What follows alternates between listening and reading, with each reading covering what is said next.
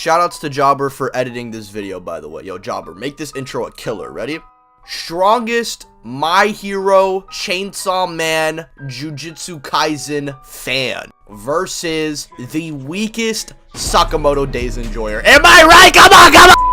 Sakamoto was once the greatest assassin of all time until meeting the love of his life, getting married, fat, and now having a daughter. He abandons his old life to just live with his family, which comes back to bite him 5 years later. A bounty is put on Fat Boy, leading into an old associate attempting to kill him, but this goes horribly wrong. His name is Shin, and he tries to go back on killing Sakamoto, but this leads into him almost getting himself killed by his boss. But luckily, he's clairvoyant, allowing him to hear the thoughts of who he was working for, allowing him to stall long enough before Sakamoto then solos the crew. He also arrived thanks to his tracker, which he planted on Shin in their first encounter. Shin would join the Sakamoto squad and begin working there. With his wife learning of what her husband went through, she'd remind him that killing breaks the family rule, leading into divorce, but Sakamoto reassured her that he didn't land any lethal wounds. Sakamoto has truly embraced being a man of fatherhood and will continue doing so, but will this be his biggest mistake? We are then soon introduced to Lee, who would face off against her parents' killers in a confrontation but would be saved thanks to Sakamoto. Even when she's given the opportunity to kill them, she would go on to spare them, showing that she deep down lets her humanity prevail, which would earn her a spot on the Sakamoto squad. And I'm not going to lie, after reading all these countless mangas and then getting into Sakamoto for the first time, I really did enjoy the slow introduction of the team that the manga does with them individually, all going through their own arcs rather than being one-dimensional, and all just basically being in the squad by like chapter 5. We technically don't get the introduction to the main cast completed until chapter 18, which sounds bad. However, it'd only be bad if it lacked substance, and in these 18 chapters, the author wasn't taking advantage and basically giving us as much detail to these characters and treating them with care, making everybody a part of the Sakamoto cast extremely likable, and this just makes all the crazy moments in the manga that people talk about even better. And it's great seeing the first few chapters of Sakamoto being so small scope in comparison to later stuff. Like, we have characters in this manga jumping out of planes, cutting and exploding buildings casually, but before all that, before X, Gaku, and all these other demons, there was a man named Boiled. He believed Sakamoto back then was hard-boiled, but he saw that Sakamoto was not really someone like Boiled, who kept to himself, or that's what it appeared to him at least. And with this, along with Sakamoto getting rusty, made Boiled disgusted, since this man, who he once admired, is now washed and is 5 years behind in experience. And we also see in this confrontation that, yeah, Sakamoto may have found the love of his life and he finally found the life that he deserved, but because he didn't keep up with his assassin stuff for 5 years, the once greatest assassin of all time is now being pressed by characters who aren't even on the level of the order. Sakamoto being overwhelmed by Boiled's attacks would force him to turn skinny, and for the first time we'd see Sakamoto go all out. Similar to One Punch Man, the moment we see Sokka get serious, he just completely decimates Boiled and he can't even finish thinking before getting overwhelmed. This would prove to Boiled that he was wrong and indeed Sakamoto was hard-boiled. It's very silly and not obviously the most complex thing in the world. Like, the manga is self-aware that Boiled's whole motivation for hating Sakamoto is stupid, but the point of it was to show how Sakamoto has changed and actually grown over the 5 years. Although he's rusty, he no longer draws strength by just, being bloodlusted or,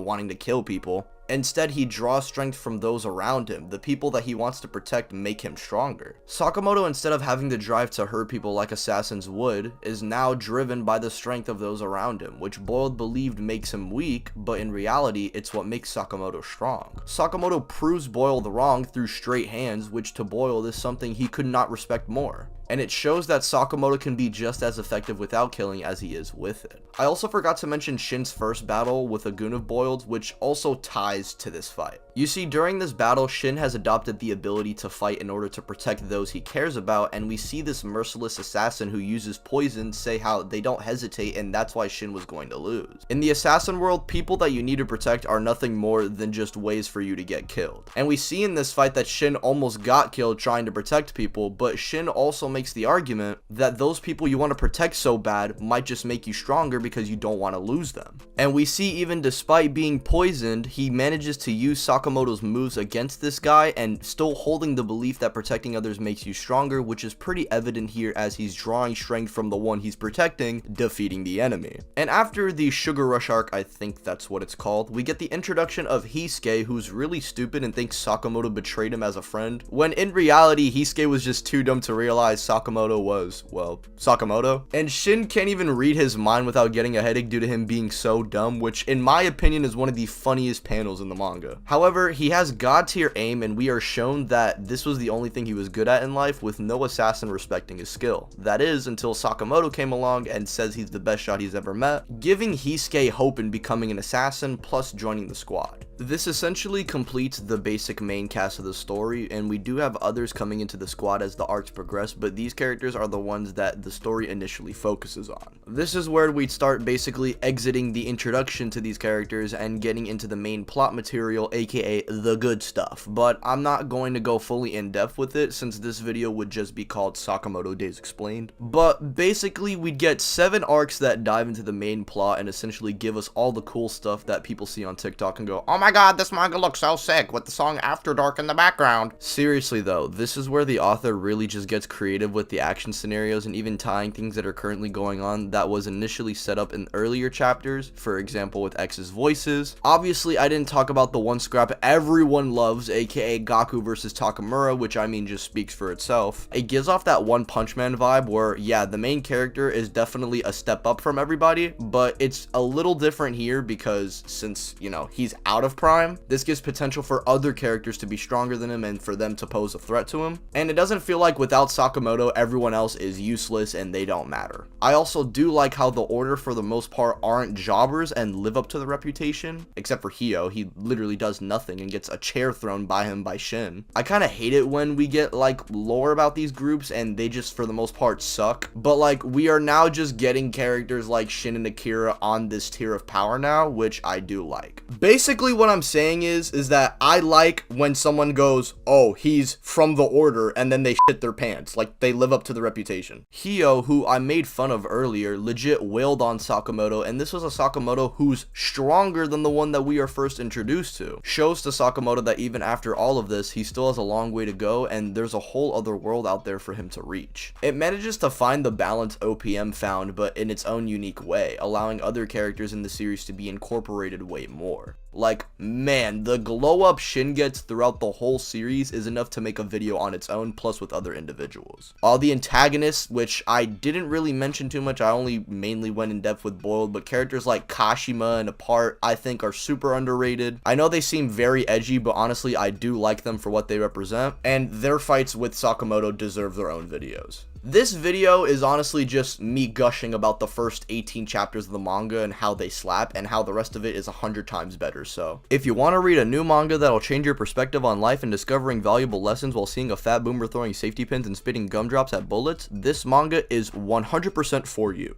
Read Sakamoto!